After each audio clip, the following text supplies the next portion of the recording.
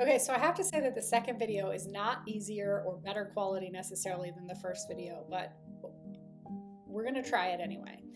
So if you felt like you just can't continue to do what you've been doing, this video is specifically for you. We're going to go over the 5 obvious signs that your job might not be where you need to be long term. And I can tell you from my experience, I felt burned out, and my response was that if I just did more, that I could get ahead of it. I felt like it was a me problem. I felt like I didn't see other people having the same challenges, and being told I'm a high performer, you're doing a good job, but internally I felt like I wasn't doing a good job, and it didn't matter how hard I worked. I couldn't get ahead enough in a way that I could leave at the end of the day feeling like I had done what I wanted to get done. And the reality was that this is really actually a symptom of misalignment. It's not a you problem. It is a problem that a lot of people are facing right now because work has changed. And if you don't really understand how it's changed, you don't necessarily know if it's going to work for you. So there are 5 obvious signs. There's probably more signs. I chose these 5 because I think they're pretty good indicators and more common. But if you're feeling like you've seen any of these in your life, then it might be just a good time to to look at it and see if these are really, if where you're at right now is really where you want to be in the next 10 years. And we'll start with the first one, which is you start to feel general fatigue in your body. So I would say your body feels it first. And that means like you have less energy. You're less interested in doing the activities that you used to give you energy. I could rest all weekend and still not feel refreshed for the next week going in. So it's different than short-term fatigue. I would like to make that distinction because I think in a lot of jobs, one of the requirements is that you are really busy. There's a rush period and then you can get over it. And so it makes sense that if you've worked really hard for 2-3 weeks, maybe even a month, that at the end of that, you're completely spent. That would make sense. This isn't what we're really talking about though. We're talking about that if you've noticed over the last year that generally you're just less energetic. And maybe you're not a high energy person in general. I'm not, but like you have less energy to do very basic things. Like I remember giving myself just one thing a day. I needed to get one thing a day done, and that ended up being kind of a complete drain, but at least I could feel some sort of accomplishment if I could get that one thing done. But I did, it was a good indicator to understand that something in my life had changed in a way where I no longer had the energy to sustain just kind of a normal balanced life. So I would say that that's a pretty good indicator right there. If you're always tired, if you generally don't have a lot of energy, take note of it now. The second thing I would say is if you find yourself like on your off time or even maybe at work, like daydreaming about doing something entirely different. For me, it was like flower farming, or I wanted to be a barista for a while. 3 is actually a big trap because I found that for me, I found that I could actually find a lot of meaning. So number 3 is you no longer find meaning in the work that you're doing. And for me, that is actually what sustained me in a role that probably wasn't a good fit for a really long time, because it was very easy for me to be like, if I do a good job, it makes it easier for someone else to do a good job. And, and they might actually enjoy their career, and so them being able to do a good job, me being able to facilitate them being able to do a good job because I've done my job well, that I could derive meaning from that. So number 4 is a tricky one, and I think there's a lot to get into on this topic, but I think one thing that we can talk about here is money. And I think that this is a tricky topic for several reasons, but the takeaway from today's video for this specific subject needs to be about, do you feel like you're being adequately compensated for the work that you're doing? Or do you feel like you have line of sight to when you will be adequately compensated for the work you're doing?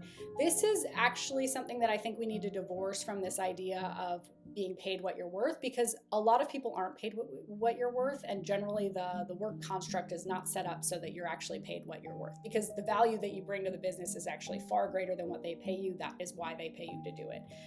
So I don't think we want to get into that topic too much, other than to say that over time, if you can't see where you're actually being compensated for the work you're doing in an adequate way, meaning your bills are covered, you have a little bit of extra, you can put away for your retirement, and that and relative to your peers, you're kind of on par, then I would say that long term, it's not a good path for you. Now, if you can see that in a year, every business has a promotion cycle. So if you can see that in a year, you might be up for a promotion, that's a different story if you feel like all the other parts of this job are actually meeting it for you.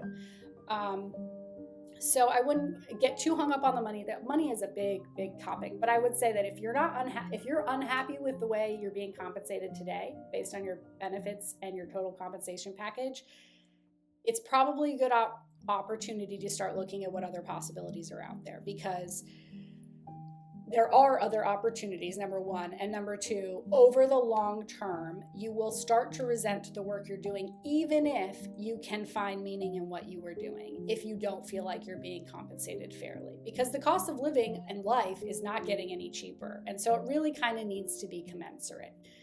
So just keep that in the back of your mind. Don't get hung up on money right now, but just have that thought in the back of your mind that this might be a good indicator. Like if you feel like historically the trend in either your company or in the position that you're in, that you haven't been compensated fairly, there is other work. And then lastly, I would say that the big indicator is that if you feel like this just isn't it. Like for me, I just, that was probably the first thing. I think I knew that 2 weeks into my corporate career that oh God, this is not for me. But I did not know what other possibilities were out there. And the conditioning at that time was, this is what people do. You have a great job. You're being given a great opportunity. And if you work hard enough at it and, you commit yourself to it, then other opportunities will present themselves. And that was true to a degree, but I knew very early on that corporate America wasn't for me. I just didn't know that I could not do it. So if you're kind of feeling like that too, just know that there are tons of ways to make money out there. We're going to go through some of them. That's the whole point of this channel, is to explore what all of these options are and these opportunities, and to help you find ones that work for you specifically. Or to give you a process to help you find ones that work for you specifically.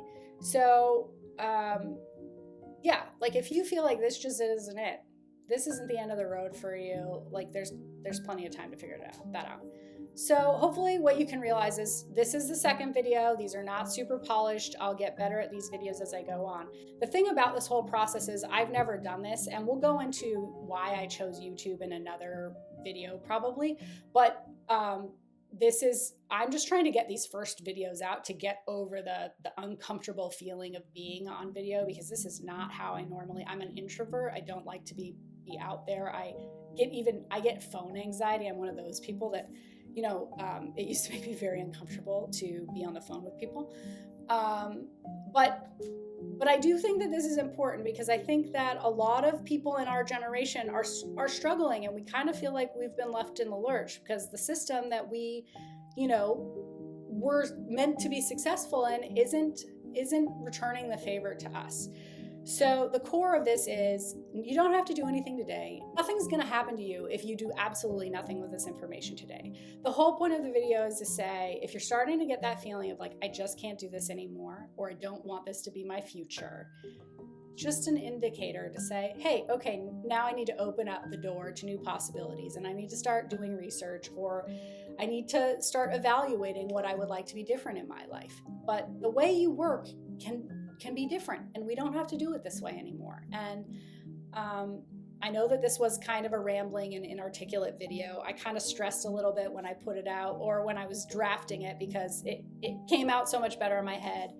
I still haven't figured out how outlining these frameworks is going to work for me, but I do have a more organized template that I have actually attached in the link, or linked below. It's a freebie, and it's called the Career Clarity Compass, and it walks you through some of this process to help you find your own clarity and next step. This video, we will delve into these topics as we progress on this channel in more detail. This is just to say hello again. Thank you for joining, and it's okay if you're not feeling where you're at right now, because it isn't where you have to stay. So with that, thank you, and I hope you have a great day, and we'll see you in the next video, which is should you burn the boats or build a bridge? And that's all about risk tolerance, so we can get into the details of like what that looks like for people. Thanks so much. Bye.